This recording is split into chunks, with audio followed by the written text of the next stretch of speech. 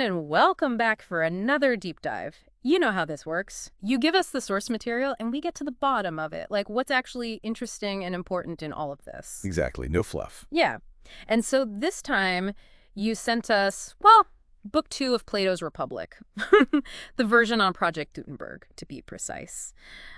It's dense, and it's a bit of a beast. Oh, definitely. So we're going to try to unpack, like, the really core themes right from the start. Yeah, kind of like the DNA of Plato's ideal society, right here at the beginning. Yeah. So we'll be looking at how he thinks society first came to be.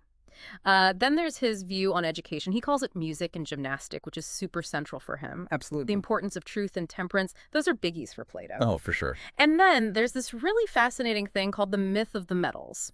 It's basically his take on, well, a merit-based society. So mission for this deep dive, distill these big ideas, make them clear and engaging for you, and maybe even, like, connect them to our world today without losing you in the, philosophical weeds. That's the goal. Okay, let's jump in. So right off the bat, Plato wants to figure out, like, how did society even begin? Where did this whole thing start? Well, for him, it all boils down to basic human needs. Okay. Think about it. Food, shelter, clothing, the essentials. Right. He argues no one person can really be good at producing all of those things by themselves. Yeah, totally. Like, I could maybe grow some vegetables if I'm lucky, but building a house, no way. Exactly. So we're not self-sufficient, and that forces us to, well, rely on each other. To exchange goods and services. All right. I need what you make, you need what I make. That's the glue that starts to bind people together. That's the very beginning of what Plato calls the state. So our neediness is like the architect of the state. In a way, yes. Yeah. Plato actually says, we think we're building a city, but it's really necessity that's doing the building. It's a bit humbling, isn't it? Okay, so we need each other. Yeah. But it's more than just that, right? Oh, definitely. See, Plato realizes people are naturally good at different things. Some are great farmers, others are amazing builders, some are brilliant weavers. That's what leads to specialization, or what he calls the division of labor. And he sees that as, like, built into us. Absolutely. Not just a practical thing, but like a core part of what makes us human. Interesting. So you start with these simple roles: the farmer, the builder, the weaver, even the shoemaker pops up early. Yeah. And from there, things start to, like, snowball. Definitely. Oh. As the community grows, you need more specialized roles. So you have tool makers to provide for those producers, shepherds for wool, and so on. It's like this chain reaction of, I need this so I can do that. And then Plato goes, wait, even with all that, no city can be truly self-sufficient, can it? Absolutely. He realizes you need to bring stuff in from elsewhere, imports. Right. But for imports, you need exports, right? And so he starts factoring in merchants, ships to move goods, marketplaces for exchange, even money to make everything smoother. Wow. So from, like, I need food and a roof, we suddenly have this whole network of production, trade, infrastructure, a mini economy. It is, right. And Plato doesn't stop there. He says once you have all these people interacting, all this dependence on each other, then the big questions start popping up. Like what? Well, but like, is this all fair? Who gets what? How do we treat each other? Right and wrong, justice and injustice. Those questions are bound to sprout in this kind of system. Interesting. So the need for stuff is what gets society going, but then it also leads to these really complex moral and ethical issues. Exactly. And for Plato, that's where education becomes crucial. He sees it as the bedrock of a just and stable society. So let's talk about that. Plato famously says education should be about music and gymnastic. I mean, that sounds a bit limited to us today, right? You're right.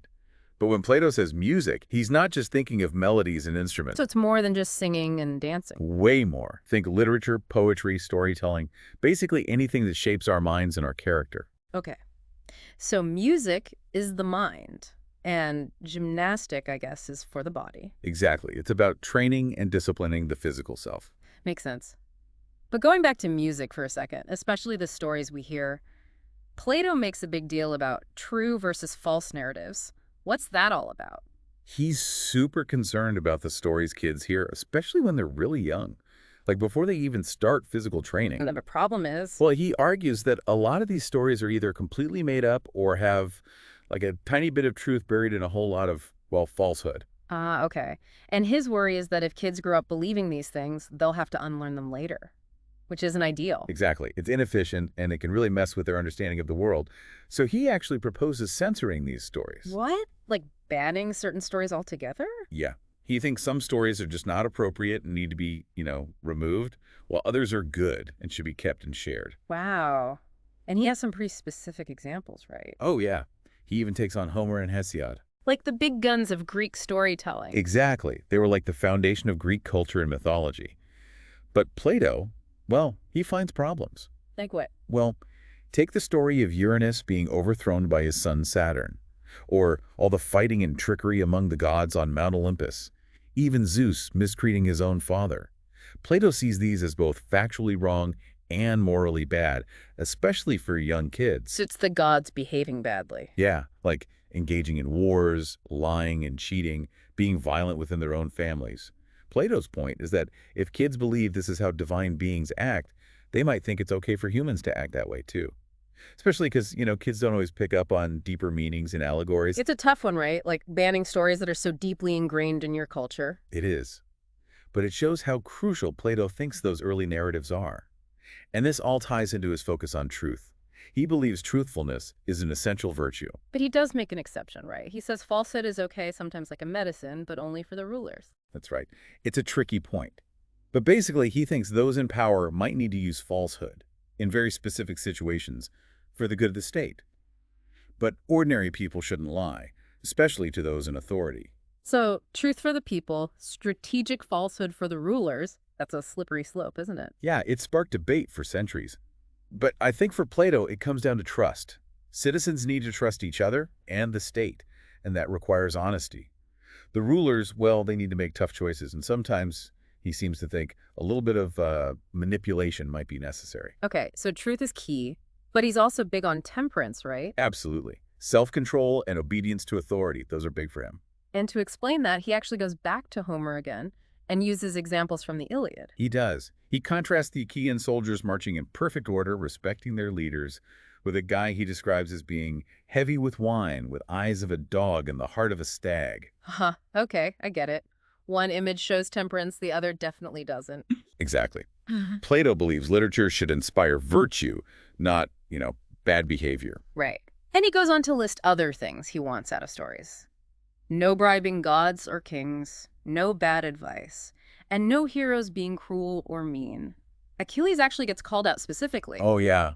He has a problem with Achilles. What's wrong with Achilles? Well, Plato doesn't like that he takes gifts, demands ransom for Hector's body, disrespects the gods, and especially how he treats Hector's corpse after killing him. Right. Not very heroic. Exactly. So he's basically designing a curriculum of good stories, right? To shape the character of future citizens, particularly the guardians. Exactly. And it's not just stories. He also has opinions on other forms of art, like sculpture and painting. He tells artists to avoid depicting anything mean or unseemly. He wants simplicity and beauty, nothing deformed or ugly. He believes growing up surrounded by beauty will make the guardians, beautiful on the inside too. It's that idea of environment shaping us, right? Right. And it's subtle, not forced.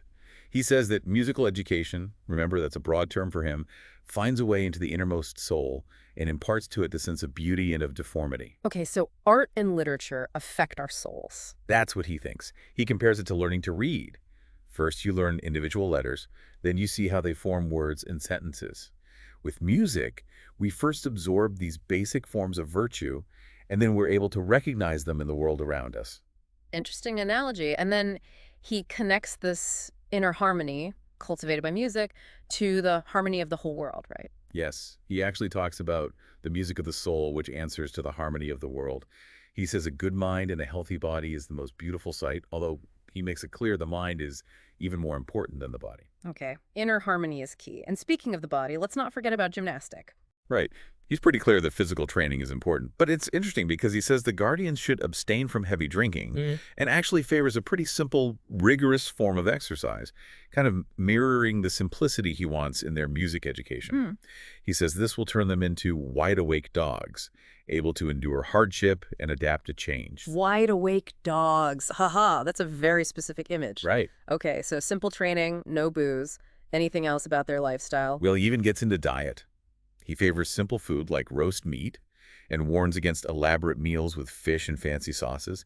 And he's totally against Sicilian cookery, Attic confections, and Corinthian courtesans, he links those things to a society that becomes overly reliant on doctors and lawyers because people are living so excessively. Wow. So simple living is the key to good health and less need for, like, legal and medical interventions. Right. In fact, he contrasts the simple medical practices mentioned in Homer with the more complicated treatments of his own time, even mentioning Asclepius, who was known for his kill or cure approach. Kill or cure. Harsh. But I guess if you're only sick for a day. Exactly. Yeah. A healthy citizenry doesn't spend a lot of time being ill. Okay, I'm seeing the connections. Simple living leads to health, which allows the guardians to focus on their duties. Makes sense. But now, Plato introduces a concept that must have been pretty radical for his time. The idea of switching social ranks based on, well, merit, which is a huge change from the traditional, often hereditary systems. Oh, it was a radical idea. He's saying your place in society shouldn't depend solely on who your parents are, but on your abilities, talents, and character. Right. And he even compares his system to what was happening in Sparta, which was very focused on birthright, and other city-states with their own kinds of aristocracies. And he admits it's hard to find examples of a true aristocracy, a society ruled by the best, but he thinks it's something worth striving for. Exactly. And, he even talks about testing the guardians and removing those who aren't up to par, which has some similarities with Spartan training, at least. Kind of. But his idea goes way further. It's not just training. It's about being able to move up or down in society based on your merit, regardless of your family. Which was truly revolutionary. He even calls it a monstrous fiction at one point, like he knows it'll be hard for people to accept. And this is where he introduces the myth of the metals, right? To explain this crazy notion of social mobility based on inherent qualities. Exactly, and it's a fascinating story. Tell me about it. So the myth says that everyone is born with a certain type of metal mixed into their soul. Gold for those meant to be rulers, silver for auxiliaries or soldiers, and bronze or iron for the producers, the farmers, craftsmen, and so on. So, like, a divinely assigned aptitude for certain roles, but it's not hereditary, right? Like, a bronze child could still have a gold soul. Exactly, that's the key difference. Plato specifically says if a child born to, say, farmers, shows signs of being a natural ruler, they should be moved up to that position. And the reverse is true, too. A child born to golden parents who turns out to be, well, not so great, should be demoted. Wow. So it's about making sure the most capable and virtuous people are the ones in charge. Precisely. And, by framing it as a myth, he makes this whole idea a bit easier to swallow, right? A sugar-coated pill of social revolution. Uh-huh, kind of. He even says mythology makes the idea more interesting. But it is important to note that he doesn't really get into the specifics of how this would all work in practice. Right. No detailed instructions on how you actually go about moving people up and down the ranks. Yeah. And there's some ambiguity around what rights and responsibilities the bronze and iron souls would actually have compared to the gold and silver folks. But his main point is clear. The best should rule. Okay. So we have this society, at least in theory, based on meritocracy. Now, Plato wants to define what justice actually means within this system. And it's interesting how he approaches it. He uses this image of like hunters closing in on their prey. He says, now we are near the spot. Let us draw in and surround the cover and watch with all our eyes, lest justice should slip away and escape us. And then he ties this idea of justice back to that division of labor we talked about at the beginning. Okay, so justice is connected to everyone doing their own job. Yeah, exactly. He says everyone sticking to their area of expertise and doing it well. That's the key.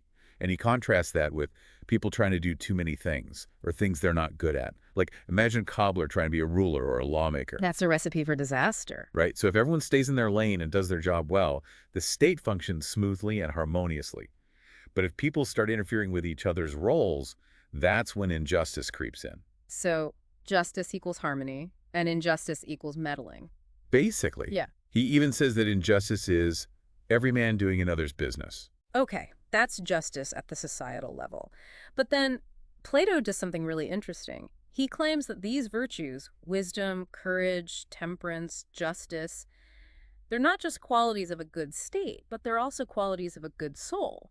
Like, the same virtues apply to both individuals and the society as a whole. That's one of his central arguments. It's like a microcosm, macrocosm thing. The ideal seat is a reflection of the well-ordered individual soul, and vice versa. And he takes it even further, right? He compares the three classes of the state to three parts of the soul. He does. The wise rulers are like the reasoning part of our soul. The courageous auxiliaries are like our spirited element, the part that drives us to action, and the producers are like our appetites and desires, always wanting stuff. It's a pretty neat analogy. And remember that carefully designed education we talked about? Well, that's meant to create harmony between the reasoning and spirited parts of the soul, just like the different classes need to be in harmony in a well-run state. So education for the individual mirrors good governance for the state. Exactly. And then he redefines the other virtues in terms of the individual soul. So courage becomes the ability to know what's truly dangerous, even when you're feeling fear or tempted by pleasure. That's a tough one. It is. Wisdom, for him, means the reasoning part of your soul is in control, making the decisions. Okay, so reason over passion. Makes sense. And what about temperance? He describes it as a kind of friendship between the ruling and subject parts of the soul. Reason and spirit working together to keep the appetites in check. So self-control, basically. Exactly. And then he circles back to justice. And in the individual, just like in the state, justice means each part of the soul doing its own job, not interfering with the others. Reason guiding, spirit supporting, desires kept under control. That's a just soul. It's a pretty clear picture. It is. And then, to drive it home, he asks those rhetorical questions. Would a just state, steal, lie, commit adultery, be impious? And the answer is, of course, no, because in a just entity, everything's working the way it should be. Makes sense. And injustice then is like the opposite, right? Exactly. When those lower parts of the soul, the appetites, the unchecked passions take over, that's when things go wrong. He even compares it to a disease of the body. So virtue equals health and harmony, and vice equals disease and dysfunction. Right. And this whole analogy connecting the individual soul and the state is super important for Plato. It runs through a lot of his work. Okay, so we've covered a lot. We've talked about how Plato thinks society began, the critical role of education, the importance of truth and temperance, his radical idea of meritocracy with the myth of the metals, and his initial definition of justice as a kind of harmonious specialization within both the state and the individual soul. Phew. And that's just book 2. It's like he's laying the foundation for everything he's going to argue later in the Republic. So much more to unpack, but we have to stop somewhere. So listeners, here's something for you to think about. How do these ancient ideas about society, education, and justice, how do they resonate with our world today? Do we have our own modern myths? Maybe not as obvious as the metals that shape how we see social roles and opportunities. And what does it mean to do your own business in our crazy, complicated world? Those are the questions Plato wants us to grapple with. So keep thinking, keep questioning, and maybe, just maybe, keep reading the Republic. See you next time for another deep dive.